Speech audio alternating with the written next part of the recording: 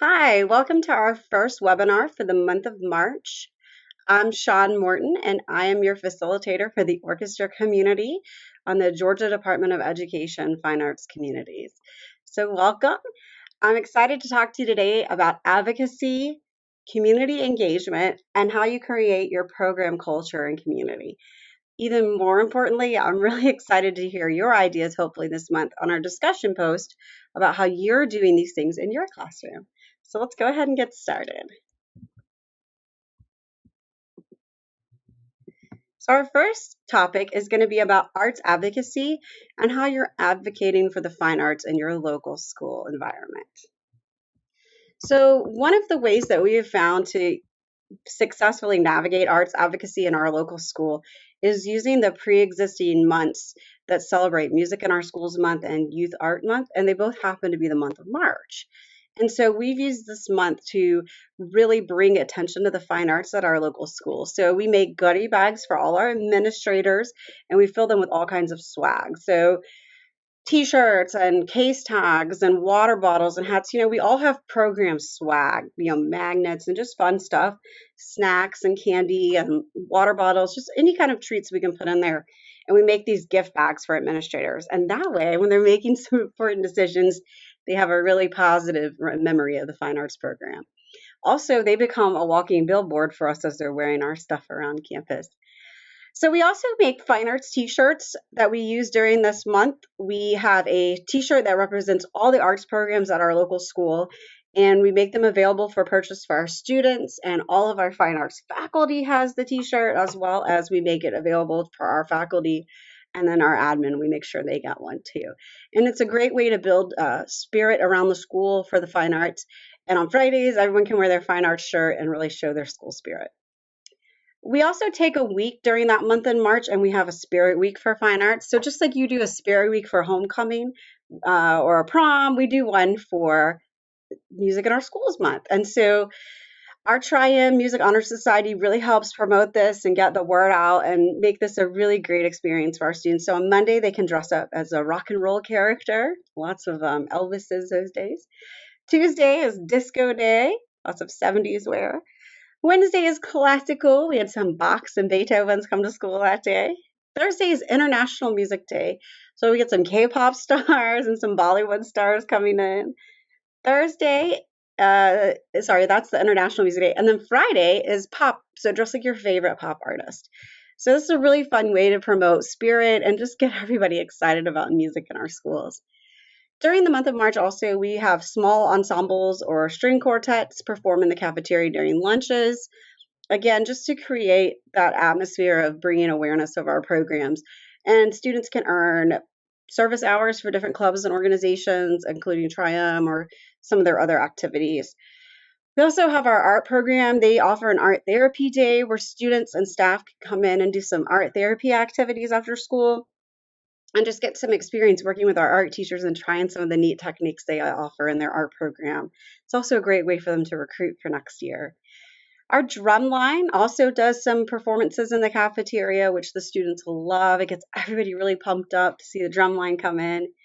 And then we also do some daily fine arts facts. So we do some program highlights, like things about our programs that maybe other people in the school didn't know, maybe some facts about some graduates of our programs, as well as we include some articles or some quick information snippets about musicians, famous composer, and the benefits of studying in the arts. So we really take that time in March to promote our programs and build that advocacy in our local school. So here's a picture of our fine arts t-shirt. And you can see the paintbrush represents the art program, and the music note for all the music programs, our band, chorus, and orchestra. And then our mask for our theaters program. So you can really see it represents all our arts. It's a pretty iconic, simple shirt, but really clear what you're representing. So some other advocacy opportunities that we've used and that we continue to use locally is we have a bi-monthly newsletter that the orchestra does, and we send this out to all our parents and students.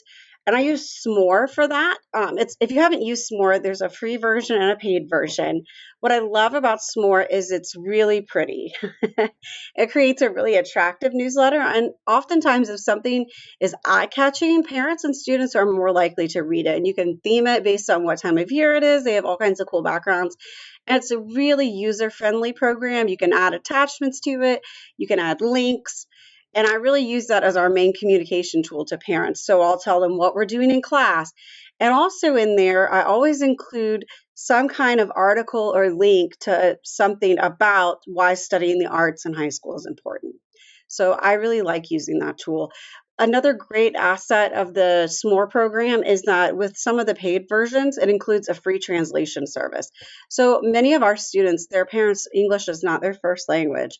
And so that allows those parents to immediately translate that newsletter into their native language, which is fantastic. And it gives them, again, another way for them to understand exactly what we're communicating. And that way they get all the information about concerts and upcoming events. We also use advertisements for our concerts and events. We have kids make posters, but really it's becoming more and more of an electronic world, and the kids are really getting very creative, and they use Canva. If you haven't used Canva, it's free for educators. Makes beautiful graphic artist type work, beautiful but super easy. So it makes it look very professional, but on a very simple scale for you if you're doing it or if the students are doing it.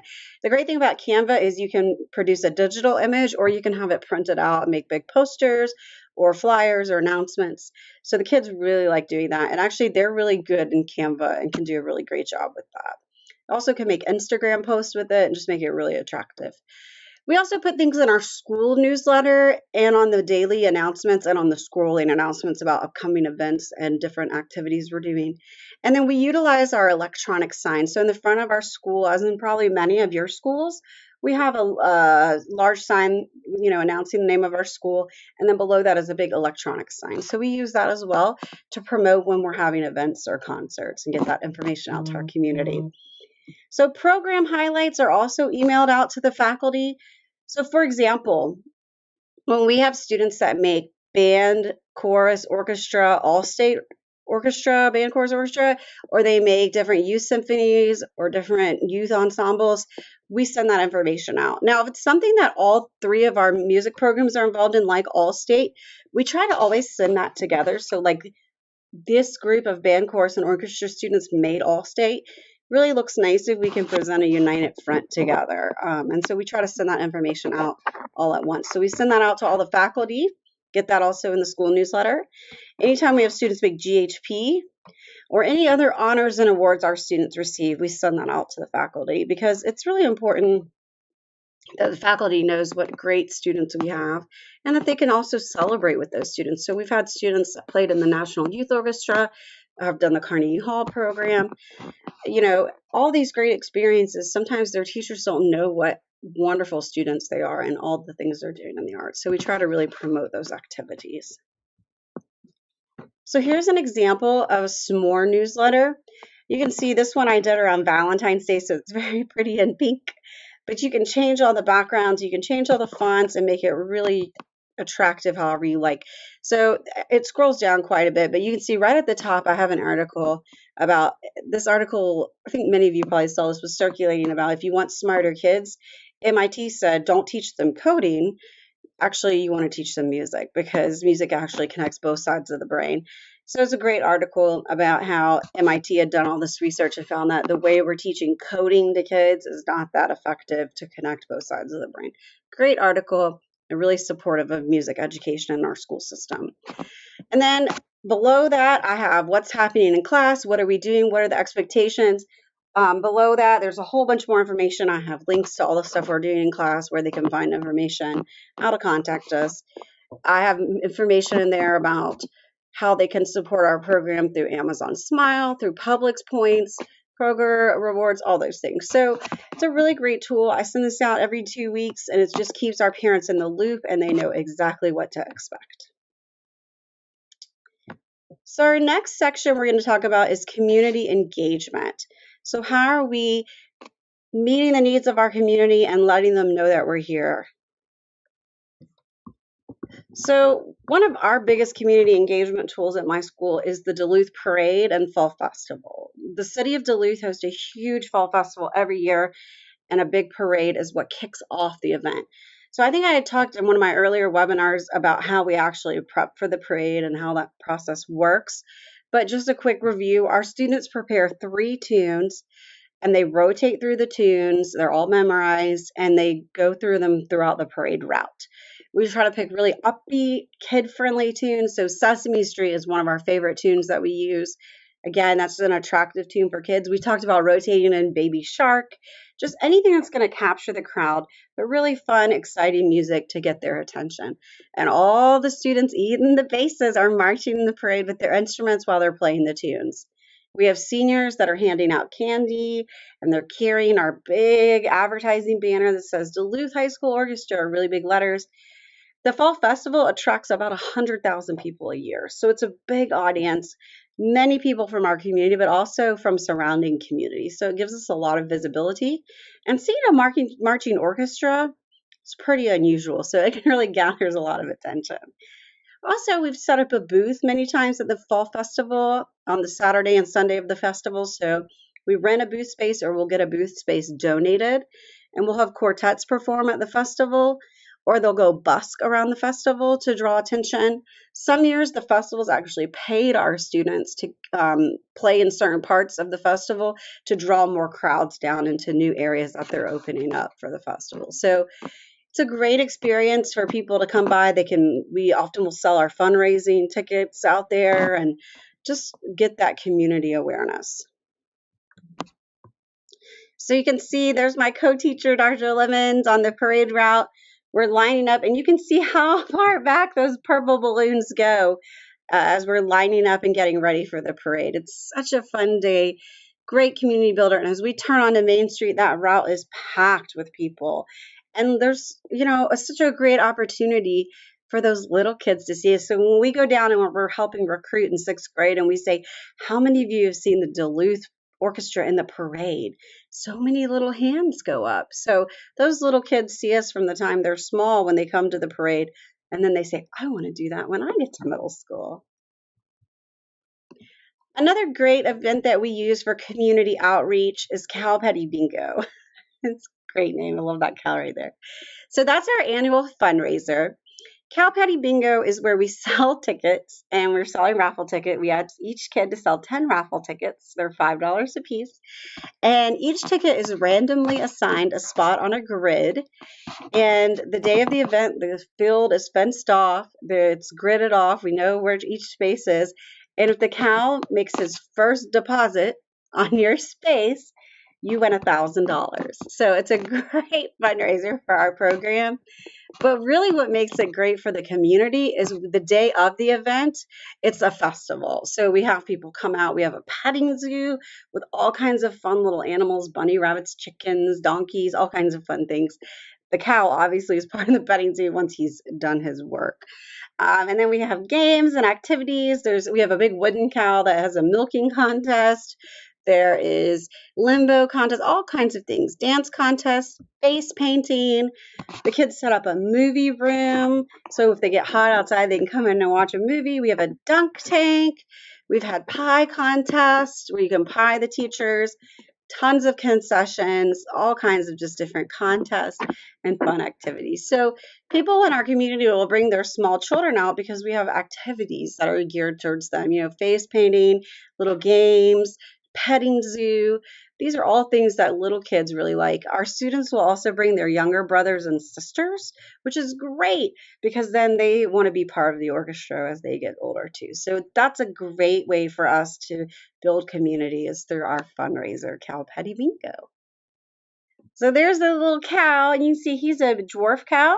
That's my son.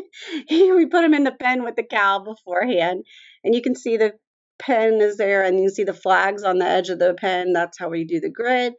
And you can see a big sign that our students have made to advertise the event around school. They made these big banners to advertise and tell everybody when it was and where to come and that it was free and just come on out and hang out. So we really try to promote that as a big community builder. Another good community builder for us has been our National Anthem Night or our Fine Arts Night in the fall. We treat this like a cluster-wide event. So in our county, schools are organized by cluster. There's a group of elementary schools that go to a group of middle schools that go to one high school. So we have 4 feeder elementaries, 2 middle schools, and then 1 high school. So all the elementary school choirs, there's 4 of them. The middle schools, the band, orchestra, guitar, chorus, and theater programs, as well as all the high school programs, we all learn the national anthem in the key of B flat. It's a lovely key. So we all learn the national anthem by rote, and then we get out on the field the night of a home football game. We line all the kids up out on the yard lines, and we perform the national anthem at a home football game. And it's an amazing sight for the audience to see how many kids are being touched by fine arts every day in our district. So the theater kids become chorus students for this event. They sing. And then our art program also gets involved by offering face painting before the game at the tailgate as well as during the game. So again, it's just another opportunity for us to be seen in the community. And when you see all of those kids from elementary age all the way up through high school performing on that football field, it's really a sight, and to hear the national anthem done. So there's a picture of our national anthem, and you can see the white shirts on the yard lines. Those are the orchestra kids. And then all the people in the front there, those are all the choir kids, the elementary and then the high school theater, middle school theater and chorus. And then in the back there is the band. So middle school band and high school band. So it's such a great event. So many kids out on that field, and it really does look really nice and gives a great sense of community. Plus, it gets parents out to the football games of those younger kids and gets them in part of the Duluth culture. Halloween on the Green is another great community opportunity that we do the last Friday night in October. Duluth Town Green is a really active part of our community. And so every fall, that last Friday night, they hold a big Halloween celebration. And so we actually kick off the celebration. We take students from our top 2 orchestras and they learn a book of Halloween tunes. And then the students can dress in costume. We dress in costume. There's a script that goes with the pieces that tells a story with the pieces of music. And then we do a community costume contest and have little prizes that we give to all the little kids. And so we play this concert, and right as we're done, it's sunset, and then they show a movie on the green. So it's usually some sort of Halloween-themed movie that's appropriate for kids, and they have trick-or-treating out there on the green. So it's really fun. The kids can trick-or-treat to local businesses and then watch a movie on the green after they see the orchestra play. So it's a big community event. It's really fun for the kids. They love getting dressed up in their costumes and just playing fun Halloween music. So this is the concert program that we use for Halloween on the Green. So we have the Toccata and Fugue. You can see Phantom of the Opera. It's a very popular one. Saber Dance, which my co-conductor loves to conduct with a plastic sword. Rosin-Eating Zombies from Outer Space, which is so fun because it has a big scream in it if you don't know that piece. The Addams Family. Ghost of John. In the Hall of the Mountain King. Goblin Dance is what we use for our costume contest because you can repeat it over and over really easily. Legend of Sleepy Hollow, and then we end with Pirates of the Caribbean. So it's a fun concert program, but because it's at the time of year where we're also preparing our normal concert program, that's why we only use the top 2 orchestras. So you can see there's me and my coworker dressed up in our costumes. I'm a Marshmallow Peep, and he is Jack Sparrow there. And then our student teacher is there. She's dressed as a Hufflepuff student, and she's actually reading the script that goes along with the music. And you can see my co-teacher is ready to start the group there. And there's all the students out there. So it's about 90 students that come out to play when we combine those top 2 groups. So there's a lot of students. It's really fun. It works great outdoors. So it's just a great night. And usually the weather is awesome. So fun way to get involved in the community out there. Some other community engagement ideas that we have found to be successful. Also at Town Green, they've done some flash mobs, and we actually participated in this, and we just used our parade tunes because it was familiar. We could get some kids out there and quick go through it and be done. So that was a great way to build some visibility in the community. Our Tri-M, along with our orchestra kids, have run a coffee house after school. They had small ensembles perform and served coffee and tea and all kinds of baked goods. And there's invited faculty and staff as well as students. So that was a nice way just to build some community around our building. And then all of our concerts are free and open to the public. So that way they feel invited. Students we always give them these little invitations, like we take quarter sheets of paper and print little invitations, and they can fill in their teachers' names and sign their name and give it to their teacher. So if so and so teacher gets 10 invitations from different kids inviting them to the concert, they may be more likely to come and see their student play because they got all these invitations to come through the concert.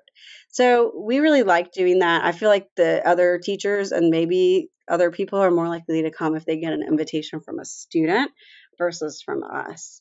Also, we've had students make flyers and post them down at local businesses and so forth. So just depending on what kind of concert it is and what we're doing, we advertise those and we invite it, and it's open to the public. So here's an example of what we did with our flash mob.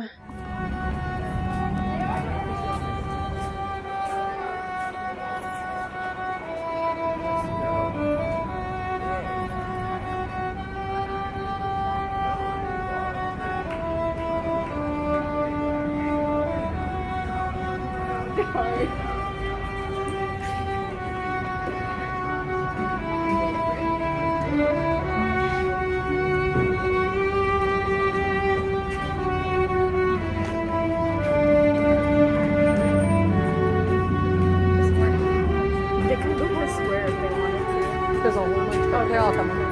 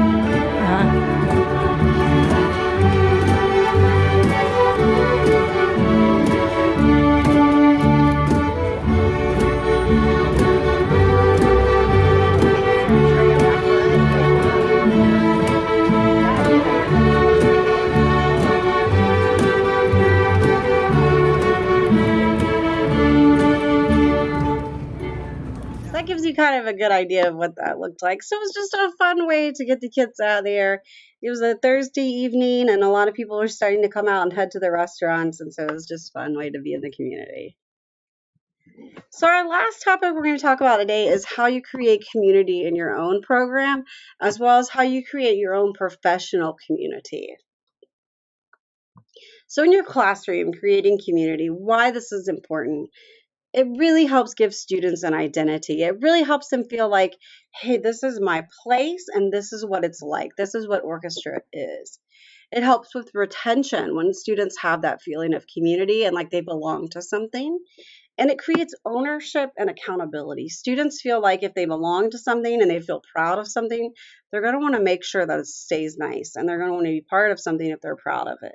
So, really having a strong identity and community really helps promote that sense of ownership and retention, all those good things we want for our kids. So, ways we can build some community. As far as student identity, having pictures of students around the room is great. I love to take the Instagram logo and print it out, create like an Instagram banner, and then hang photos of the kids all up underneath it. So it creates like a like a Instagram board, an analog Instagram board in the room. But just switch out the pictures and just have pictures of the kids everywhere.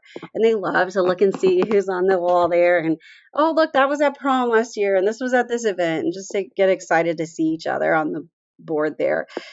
We also create a freshman board every year. So what this is when students are in 8th grade, we go down to the middle school and we take their picture right at the end of the year, and we cut their little picture out and we take their little head and we glue it on a big display board, and then take a label and put their name on it right below their picture. And we have all the freshmen on a big display board and we put it in our classroom. So as our current students are coming in, they can see who the new people are that are going to be coming into our program.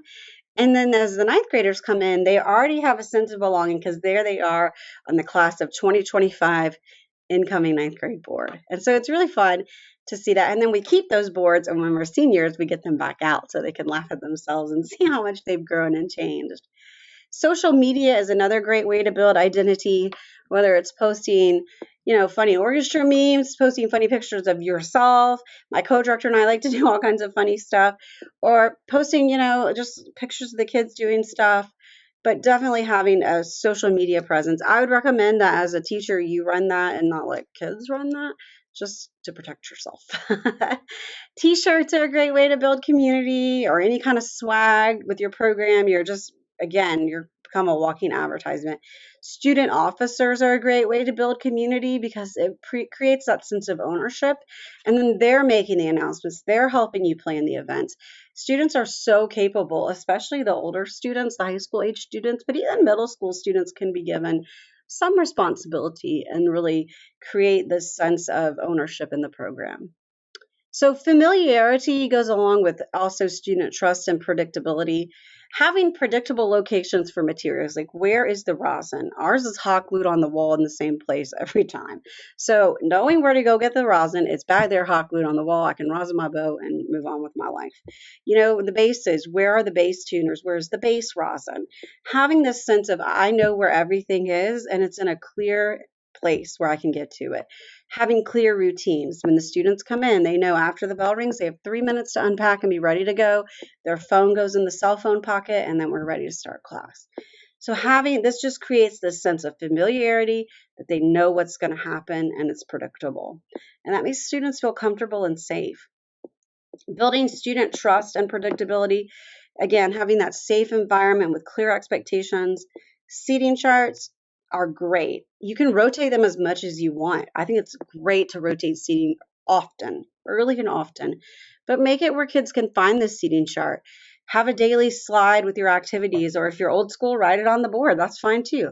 But have just, again, those predictable moments with students. And then family involvement, whether it's newsletters, having parent officers, or just parent volunteer opportunities. Invite those parents to come in and help with things. They want to be helpful, and if we don't ask them, they won't do it. Writing postcards home, so writing a nice note home to students and saying, I really appreciate this about you in class. It doesn't have to be something musical. It can be, I really appreciate that you're always on time with a positive attitude. So I try to write postcards home to students every year, try to get through the majority of students.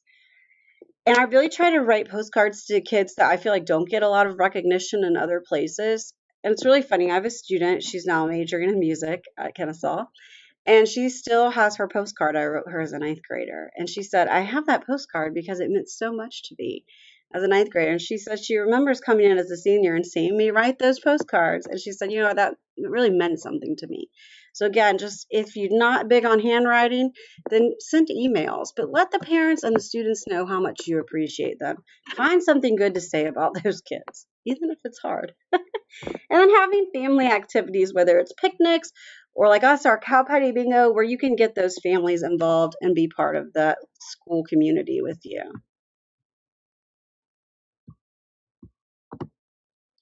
So, your professional community, who do you surround yourself with that makes you want to be better at your work? So, I'm fortunate. I have a fantastic co-teacher. So much fun. We have the best time together all day. And I work in a building with wonderful fine arts coworkers and even regular, gen ed teachers. So I'm really lucky. I feel like I have great teachers around me every day. But also, I have an awesome group chat with a bunch of my orchestra friends. So we'll send each other messages throughout the day. It's really helpful right now when it's like, oh, have you tried this? Oh, my smart music's doing this. You can really communicate quickly via text like that. So I have a group chat with some of my favorite orchestra peeps. I have a couple orchestra friends. I have one that I talk to every single morning on the way to school because he's the only other person I know that's up at that time of the day. And we do some of our best planning and best professional development in the car on the way to school. We'll talk about, what did you do yesterday? How did this go? Hey, did you try this? Oh, I'm having a lot of trouble with this piece and this section. Have you done this? What did you do that worked? Just having that talk through with people and going through, you know, talking through all the educational stuff. And then afternoon, also phone calls, just getting out all my words and talking with another teacher is really helpful. I'm also lucky that I work in a county that has a lot of orchestra teachers. So we have quarterly staff development just for string teachers. So we'll have this past year, we've had teachers from our county that have presented on different topics. Some of them presented about digital teaching, some are presenting about how to prep for next year as students are coming back into the room. So we're really lucky to have a quarterly staff development as a learning opportunity. Also, very fortunate that our county provides a summer staff development for us. We usually are able to hire someone to come in. We've had Rebecca McLeod come in, or McLeod, sorry, come in. This summer, we're having David Pope come in and work with all our orchestra teachers.